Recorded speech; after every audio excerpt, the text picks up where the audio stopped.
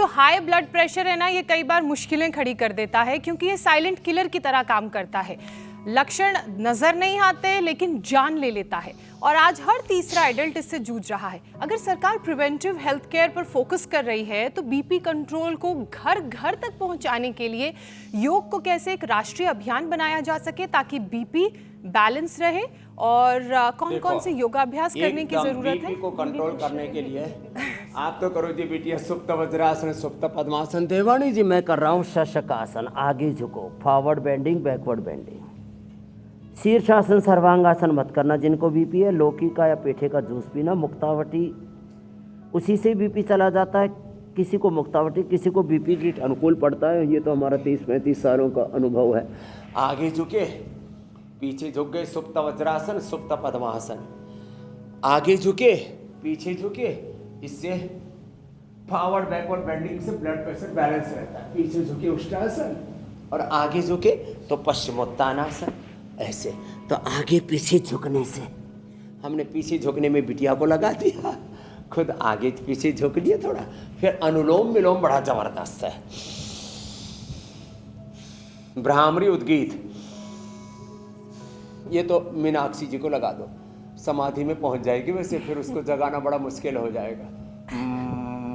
ओम, एकदम शून्य में चले जाते। सहज समाधि, सहज योग, सहज प्रसन्नता, शीतल शीतकारी।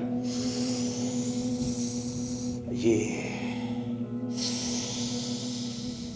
और चंद्रभेदी, बार बार बाएं से लेना, दाएं से छोड़ना, इससे बीपी नॉर्मल हो जाता है। शीतली, शीतकारी, चंद्रभेदी, अनुलोम विलोम, भ्रामरी उद्गीत, फॉरवर्ड बैकवर्ड बेंडिंग, ये वाले अभ्यास। और शवासन करो बेटी आप। हाँ, शवासन।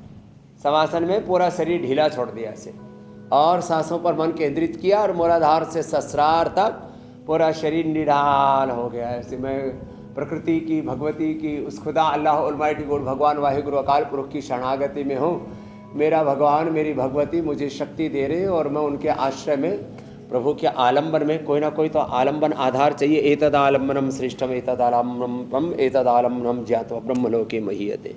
ऐसे ये योग निद्रा बड़ा ज़बरदस्त है। ये पॉइंट भी इसके लिए बड़ा ज़बरदस्त है। और सादा खाना, वैसे भी जिनका पित्त बढ़ा हुआ उनको भी बीपी बढ़ जाता है तो उनको शीशम, पीपल, बेल, दूर्वा, दूधी घास और ये गोंद कतीरा का प्रयोग या चिया सीड, चिया हाँ, चिया सीड के साथ साथ ये भी तुलसी के सीड भी बड़े अच्छे होते हैं, इनको भिगो करके खा लेते हैं। और जितने भी शाक सब्जियां, फल आदि हैं सब अच्छे हैं। और अनार, ये भी बड़ा अच्छा होता है। एक अनार 100 बीमार के काम आता है।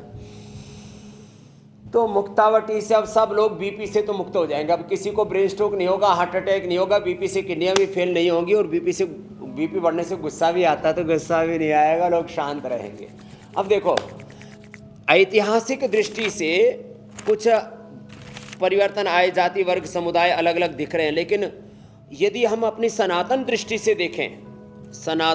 से देखें तो हम एक ही पूर्वजों की संतान, एक ही प्रकृति संस्कृति के उपासक।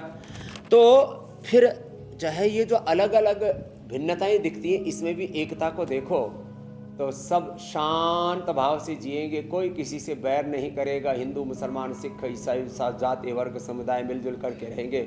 कोई किसी पर गुस्सा क्रोध नहीं करेगा। क्रोध में नहीं, बोध में जिएंगे, आत्मबोध में जिएंगे।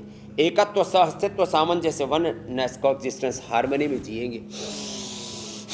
तो बीपी और बीपी के कारण से गुस्सा, ईर्ष्या, द्वेष नहीं, सब नर करई परस्पर प्रीति, चलई स्वधर्म निरत शुद्ध नीति।